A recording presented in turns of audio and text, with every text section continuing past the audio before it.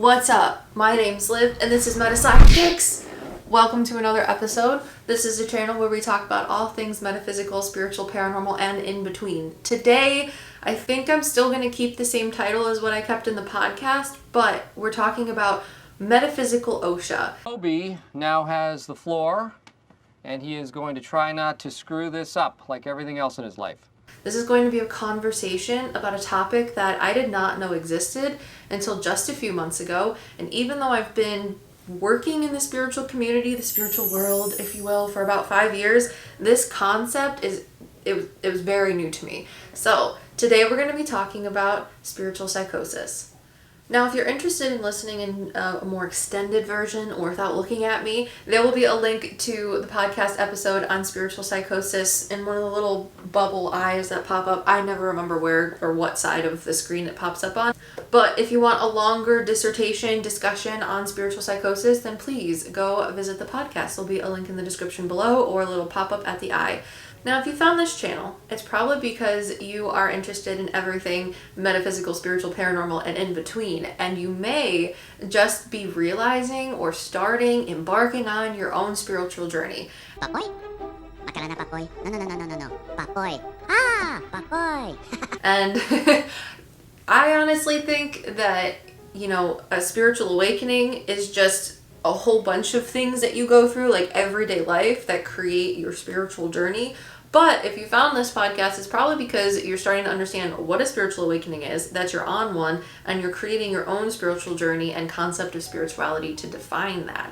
So I think that now, given what I understand about spiritual psychosis and being within the spiritual community as a professional offering readings, I think that before you even click on any other videos, anybody that starts to embark and want to learn about their own spiritual journey, their spiritual awakening, whatever it is that you want, I think that everybody should have an understanding of what spiritual psychosis is before they move on. Again, Metaphysical OSHA. You guys don't know what OSHA is? It's the Occupational Safety Hazards Administration. Let me check. I gotta make sure I get that right.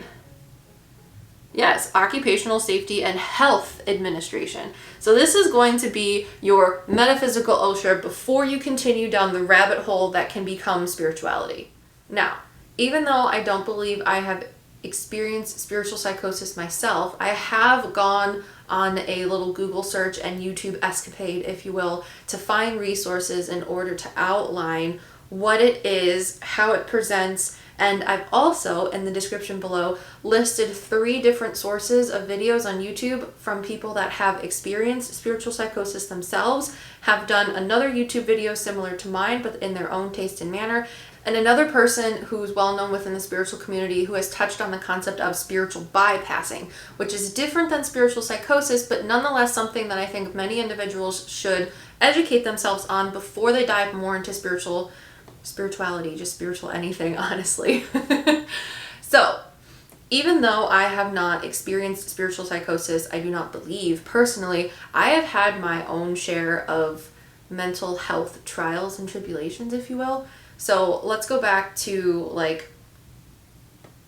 beginning college Olivia, because I think I was 22 when I started PsycKicks. Now I'm 27, almost 28. So going back from 22-year-old Olivia to now is a completely different situation. So I used to struggle, and I still do, with anxiety and depression. And it was through lots of trials and tribulations, like being on anxiety and depression medication.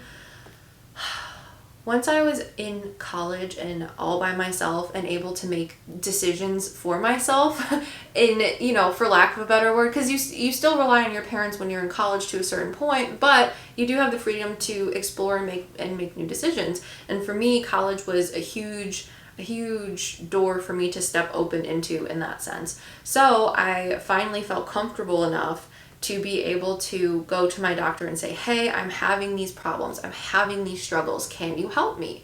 And because it was just diagnosed, or because I was just diagnosed with anxiety and depression, I was put on anxiety and depression medication. However, after gaining about 60 pounds and not feeling any better from being on this medication, I learned through my own personal research, and I should say, that watching this video is not to diagnose anyone, including myself or other people. This is just an informative video for you to do what you do with what you will. I mean, if you don't want to listen to anything that I'm saying, or you might be feeling triggered by the concept of spiritual psychosis, maybe you should keep watching, maybe you shouldn't. It's up to you. This is just an informative video, not used to treat or diagnose any sort of things. But with that being said, I felt like I had a better understanding of what was actually wrong with me, or not wrong with me, but how my brain actually worked. It wasn't necessarily that I was suffering from anxiety and depression, it was that I'm neurodivergent with ADHD. Because I learned from watching other people and researching my own things on like PubMed and stuff, because I went to school for science, and I liked psychology classes and neuroscience, so going down that little like Google Scholar PubMed rabbit hole, I found case studies where they talked about how anxiety and depression can present in people with ADHD. It's not necessarily that they have anxiety and depression, it's that ADHD, those are two like comorbidities of ADHD, if you will, or underlying conditions that present because of ADHD. So if I could treat the ADHD, then the anxiety and depression would go away, or at least be mediated, if you will. So that was like revolutionary for me.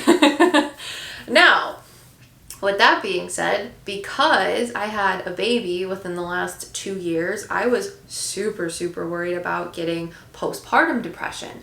Because if you don't know, postpartum depression is something that can happen after a woman gives birth, because all of the hormones from having a baby and now not having a baby in your body completely throws everything out of whack.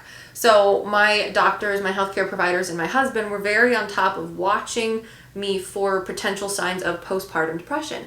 However, never had a baby before, guys. And I didn't realize this, but you can have, what is it? I think it's, oh, what's the name for it? It's depression when you're pregnant. Let me see. Give me 1 second. Prenatal or antenatal depression. And that is what I had, guys. I just thought that I was pregnant and I didn't feel good. But it was worse than what it should have been. And as soon as my son was born, there was like a night and day difference in my mood and how I felt. So I just, it's been a long journey with my own mental health, even given the fact that I started PsycKicks 5 years ago and have learned all of these things, but not anything about spiritual psychosis. So let's move into what spiritual psychosis is and go from there. Now, to say it again, I am by no means a mental health professional, and this video is not intended to diagnose or treat any conditions. If you feel like you are struggling, there will be links down in the description below that you can use to reach out to someone for help. But through PsycKicks and the privilege I've had of meeting so many lovely people, both living and dead, I have learned they've shared experiences that they've had with me from the spiritual community. Because, when I started doing this, yes, I'm a psychic medium, but I haven't been in the spiritual community, quote unquote, for a very long time. So a lot of concepts and things and teachings that a lot of other people that come to me are more familiar with are completely new to me. So I've had a lot of people that I've met share their experiences within the spiritual community and things that they've gone through personally. And through those conversations, that is what led me to learning about the concept or topic of spiritual psychosis. Now I'm going to read a little bit for you guys because it's a lot. Now, spiritual psychosis is not something solely linked within the spiritual community, but it can be fueled by organized religion as well, and it was a term that was very, very new to me until just a few months ago. So let's add a little bit of terminology and background to what spiritual psychosis is. So spiritual psychosis is not an official diagnostic term, but generally serves as a description of a certain type of delusions and beliefs that can accompany a psychotic episode. The National Institute of Mental Health, NIMH, defines psychosis, just psychosis, as a collection of symptoms that affect the mind where there has been some loss of contact with reality. Now, when we get into like spiritual ideas, spiritual concepts, etc., I feel like nowadays, and this is just a personal opinion, that there is a lack of understanding that spirituality and the teachings derived therefrom are meant to be interpreted not literally but figuratively. And nowadays there is much more literal interpretation of spiritual teachings than not. Like spiritual teachings should be interpreted more as parables than like actually this is what it means. So let's just keep that in mind. Opinions. More specifically, spiritual psychosis is rooted in delusions and hallucinations related to religious or spiritual experiences that are not rooted within reality. Now, this may seem kind of confusing when, the metaphysical is just not that. It's not physical, it's metaphysical. You know what I'm saying? But that's why I wanted to make this video, to draw awareness to this term so that you can embrace spirituality within the healthy bounds of reality, to find and establish balance and bring peace to your everyday life. Because I found too that, even personally, let's go back to 2 minutes ago, Olivia. That is what I had, guys. When I was talking about the mental health that I've struggled with, just personally, when I was in college again, because college was a terrible time for me. It was a terrible time for me. And I've found, just from being within the spiritual community professionally, that a lot of people reach for spirituality when they're going through a hard time, when you're in this low spot. Where is this, SpongeBob? Rock bottom. That's just my own pattern or trend that I've noticed personally. So even me personally, when I was in college, I lived above a coffee shop that was also, it wasn't a metaphysical store, but it was they would do drumming circles sometimes on Friday nights, which was always interesting. But they sold incense and coffees and teas and gluten-free cookies and things like that. And they made handmade jewelry and things, and you could buy crystals and little trinkets and stuff like that. But I found myself, funny story, I found myself reaching out for spirituality to try and ground myself too, which it did. But I do think that, with this video, there's a line between trying to root yourself in physicality and find balance using spirituality, or using spirituality to escape reality. And that's where problems could come into play, in my own opinion. So for me, I used to go down to the metaphysical store and I was like, I'm going to buy these crystals. These crystals are going to fix everything. And I remember I would put them on my windowsill next to the fire escape, and I'd be like, the sun and the moon are going to charge them and my life will be perfect. So I'd carry some in my backpack or in my pocket when I would walk to class. And then it got to the point where I didn't want to lose them because they were expensive. So I was like, I'm going to put them out during the day or in the evening, but then I would put them in my pillowcase at night. And there was one time where my boyfriend, now husband, Brad, he picks up the pillow and he's like, hey, well, okay, let me go back. He picked up the pillow thinking that it was his pillow, right? And he just threw it down on the bed and then threw himself down on the bed, to which he actually conked his head on probably 5 or 6 crystals that I'd had in my pillowcase on the bottom so that I wouldn't hit myself. And he was very mad at me because there was actually rocks in my pillow. He got up and he said, Olivia, what is this? Do you have rocks in your pillow? And I said, funny story. Actually, I do.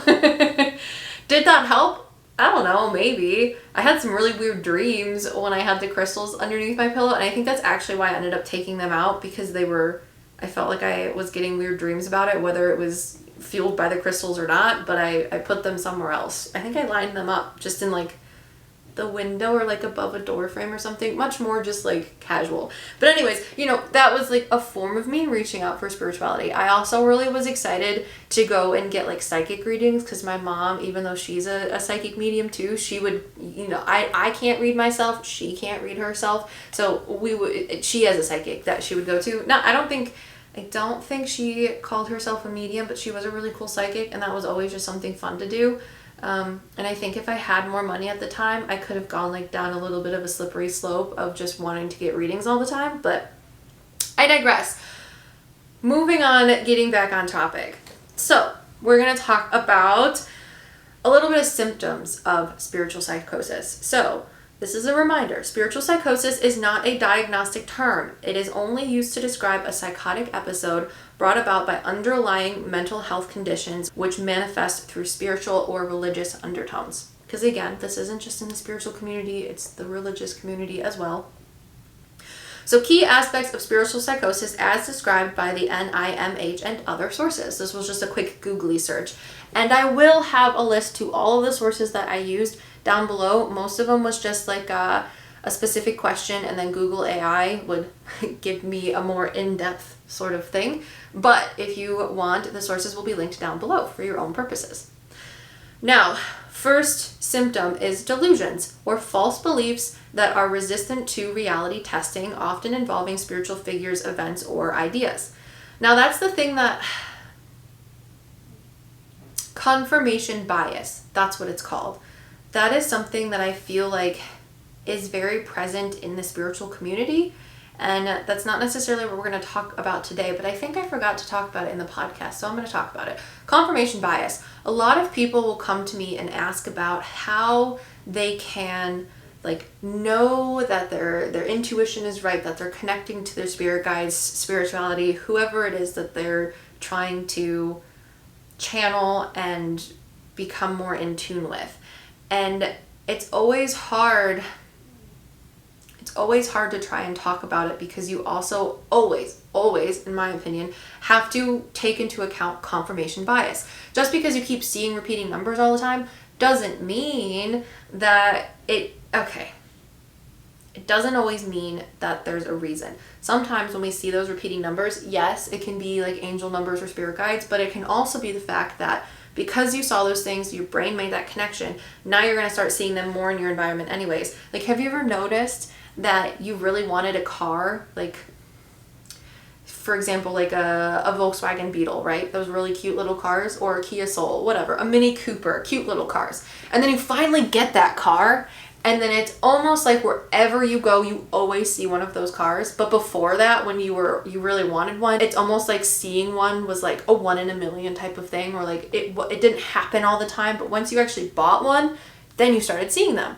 That's kind of like the confirmation bias thing. So it's important to understand that a little bit as you move forward in your spiritual journey as well. I'm not here to negate your spiritual experiences. I'm just giving you tools to keep yourself rooted in reality as you go on your own spiritual journey. Moving on. So more symptoms of spiritual psychosis. Hallucinations. Sensory experiences that are not real, such as hearing voices, seeing visions, or having unusual smells or tastes, often related to spiritual or religious themes. Okay, this one can be weird. For me, a lot of people, like when PsycKicks first started and I was making videos, there was a point where I had to take out like schizophrenia as a comment thing, because so many people would reach out to me and be like, she's schizophrenic, you're just seeing things, those are hallucinations, you're not mentally okay, which I get. And for a really, really, really long time, I asked myself those same questions. However, I would say when it comes to what Google AI has generated as symptoms of schizophrenia, when it comes to hallucinations, so when it says sensory experiences that are not real, such as hearing voices, seeing visions, or having unusual smells or tastes, often related to spiritual or religious themes, I do not experience these things, because I would put these hallucinations down as a professional psychic medium, as your clair-psychic abilities, and this is how I receive psychic information as a psychic medium. So for example, I don't physically see people in front of me, but I do get mental envisionings of people, places, things, scenarios, etc., but I recognize them as not my own. Now, I also get tastes and smells as things, but again, this is ways for spirit to convey information to me. However, what I wanted to say is that when I have what Google AI would say, or like put under hallucinations, they do not inhibit my everyday thinking, my cognitive function, my emotional state.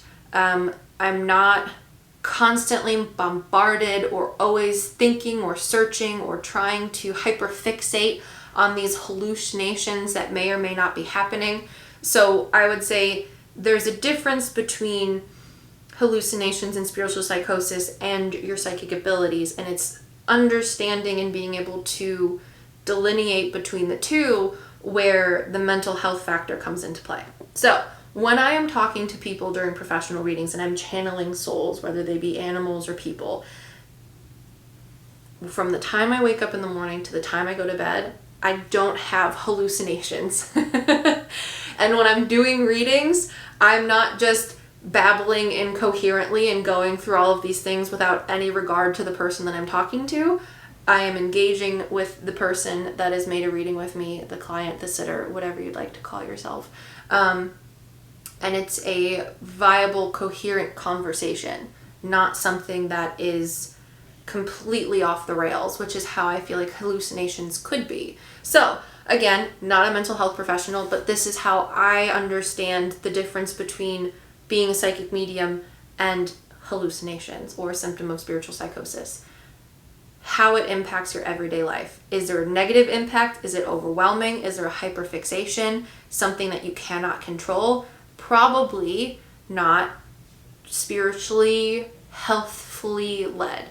On the other side, it can be. So, moving on. Another symptom of spiritual psychosis. Disorganized thinking and speech. Again, like I just said, during readings, there's not like a disorganized thinking or speech. Sometimes I'll ask a question to someone during a reading and I always like cognitively go back and I'm like, I'm sorry, I asked you if you had another question and then I interrupted you by telling you what they were telling me.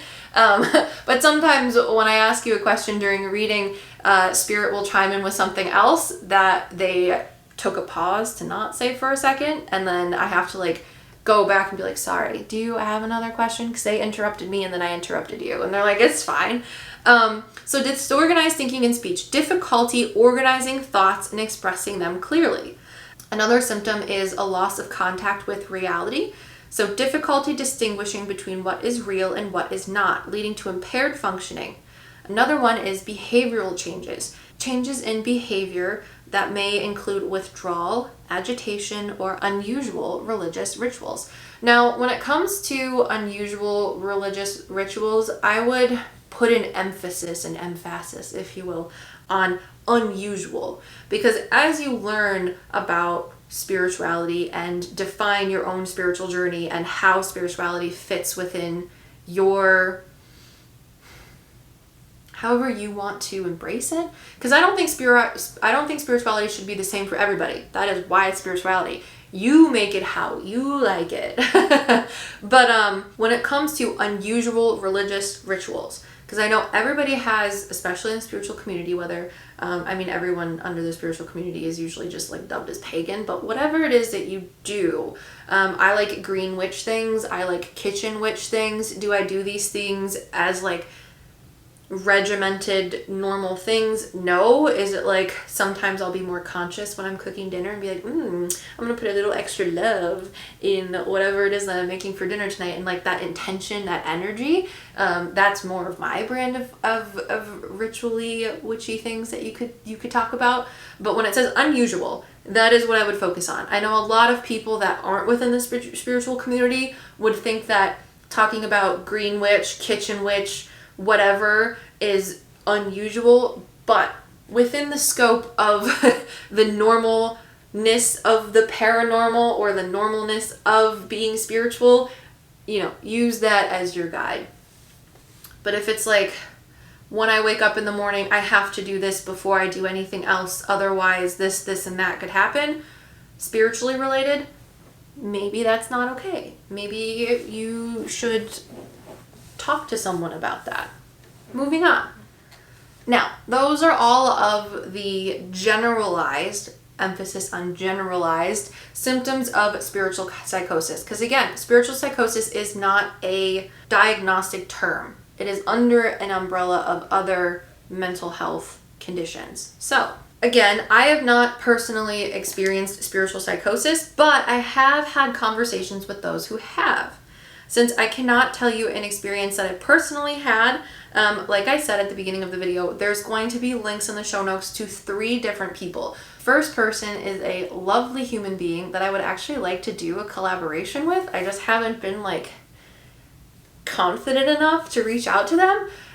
But their YouTube channel is called the Norse Witch, and this lovely human being was bold enough, confident enough, safe enough to create a YouTube video on their own experience of spiritual psychosis. So if that is something that you might find useful, I recommend their channel not only for this video on spiritual psychosis, but they have a lot of really cool things too that I don't even know about as like a spiritual person. Again, I'm just a medium, but the Norse Witch is really freaking cool. So go check out their channel just for the funsies of it, honestly. Their channel will very much be able to help you figure out, you know, where you want to fit in your own spiritual journey. Now, let's move on to talking about how to differentiate between spiritual psychosis and spiritual experiences, which we've done a little bit already, but this is what, you know, Google AI has to say. And I just want to give you guys not just my opinions, but also what a more all-encompassing breadth of knowledge that the internet has for you as well. Let's go on. So, differentiating between spiritual psychosis and spiritual experiences. According to Google search results, inconsistent with accepted beliefs. So, delusional beliefs are typically fixed, firmly held, and not easily swayed by evidence or logic, while spiritual experiences may be temporary and open to questioning. For example, what was it? Timelines. There was a video about timelines that PsycKicks did, and I always tell people that if I have an opinion or an understanding that you don't like or you don't agree with, that is okay. I welcome that, because that's what spirituality is all about. You tell me what you believe, I tell you what I believe, you tell me about your experiences, I tell you my experiences, and we allow or not each other's realities to shape and form our own. So if I have a differing opinion, or I understand something one way and then I change my idea or I change my understanding of it or my opinion, I will let you know. And I've done that about timelines. So I'll put a link to the podcast up here if you wanna listen to it about timelines and like alternate realities, things like that. But you know, I've changed my opinion on that. So I'm all about like having beliefs and standards. But I also think that even if you're reverently backing something, you should always have that little thing in the back of your mind when it comes to spirituality, at least, that maybe perhaps someone else knows something different or experienced something differently. And if I'm able to understand that, it will add to my understanding, my perception, and my beliefs about something. So that's just my own personal opinion. But moving on. Another way to differentiate between spiritual psychosis and spiritual experiences is the impact on functioning. So psychotic symptoms can severely impair daily functioning, whereas spiritual experiences may not necessarily lead to functional difficulties. Like I said, during my readings, when I wake up in the morning to when I go to bed, I don't really think about spiritual things all the time. I've been reading a really cool spiritual book that I like, that I really want to sit down and do like some live streams or something on where I can talk to you guys about this stuff, because it's interesting. But you know, other than that, not really. I have readings in the evening, but all during the day I'm going grocery shopping, washing the laundry, taking care of my son. I'm a full-time mom, and then this is what I do for the rest of my full-time existence.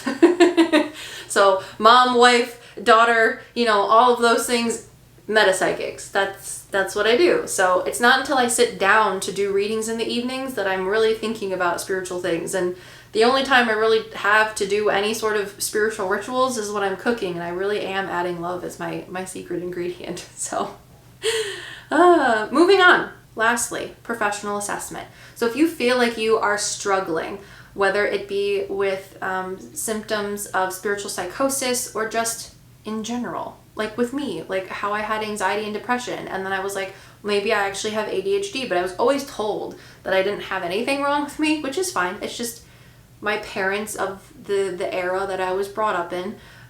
But, you know, being able to seek professional help to determine if spiritual experiences are a sign of underlying mental health issues such as psychosis, or if you're just going through a spiritual awakening. You're finally, dipping your toes in the realm of spirituality, which really is just reality. It's just being more physically, emotionally, and mentally in tune with the world around you, honestly, is what I think spirituality is.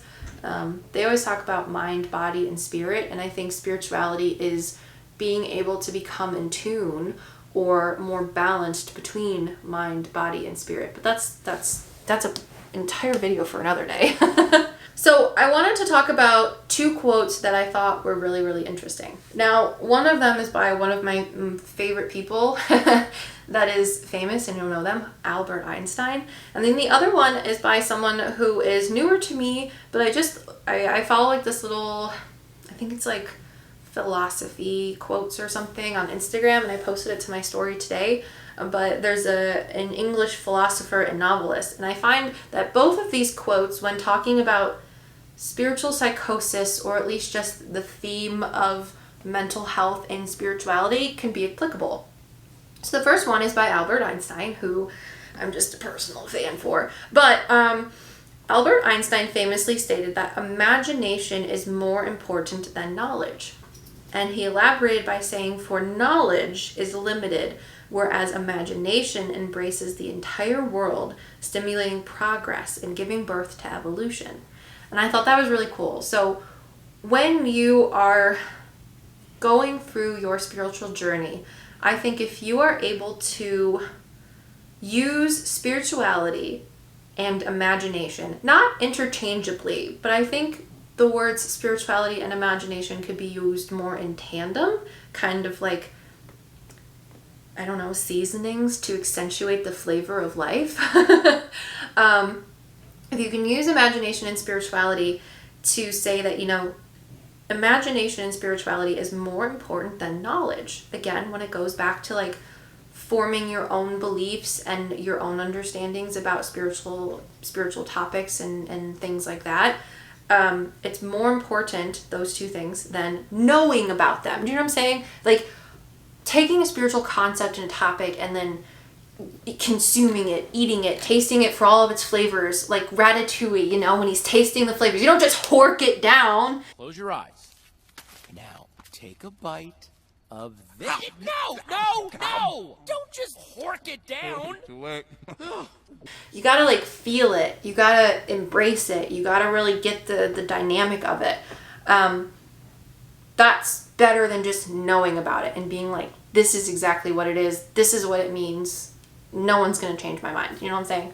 So if you can say spirituality is more important than knowledge, for knowledge and being set in your ways is limited, whereas imagination and spirituality embraces the entire world, stimulating progress and giving birth to evolution. And when I say evolution, it's not even just evolution, again, because spirituality isn't just talking about things in a literal term. I think culturally, at least in America, we're losing like the ability to reverently like enjoy things in a philosophical and non-literal way. Like poetry was written not always to be literal, but it was written to be interpreted, to be felt, to be moved by emotionally. So I don't know. I feel like as a culture, we're taking things too literally, whereas spirituality is not supposed to be taken in that way. So when it comes to evolution, it's not just evolution in a literal physical sense, it's evolution of yourself, of your mind, your body, your soul. So that's just something I think we should think about with the theme of spiritual psychosis, that one quote. Now the next one is a little bit more short. It's a little more simple, but the same way to evoke emotions and feelings and digest it is the same. So, English philosopher and novelist Colin Wilson says, imagination should be used not to escape reality, but to create it. So if we're using imagination and spirituality in tandem as these two flavors to bring out the spices that is your life. Oh, my husband's grandfather. He used to say, variety is the spice of life. I'm not going to tell you the dirty story that came behind it. He was a Vietnam vet, and I loved him, but he was an acquired taste of character. But he said, you know, variety is the spice of life. So imagination or spirituality should not be used to escape reality, but to create it. And that goes into like manifestation, a whole bunch of things. Again, finding that balance between mind, body, and spirit. All right, this video is turning into much longer than I thought it was going to be. So if you guys like this conversation on spiritual psychosis, make sure to like, subscribe, hit the notification bell, because when part 2 comes out, you're going to want to listen to it, right? You're going to want to watch it. You know, I think I was really nervous about making this video, and I still am. I'm probably like, you know, future editing Oliv is going to be like, oh no! But I think it's important to talk about the things that are hard, especially topics like spiritual psychosis. Again, I have not experienced spiritual psychosis as far as I can understand. However, there are people who have, and it's important to talk about this. I think like I said, people should have a metaphysical OSHA before they dive into all these spiritual things. So if you're interested in part 2, please like, comment, subscribe, hit that notification bell, and I'll see you next week. If you want to listen to the podcast that's already out on Spotify, Apple Podcasts, really wherever you get your podcast, go check out the PsycKicks podcast. But until next time, thanks so much for watching, and PsycKicks. Peace.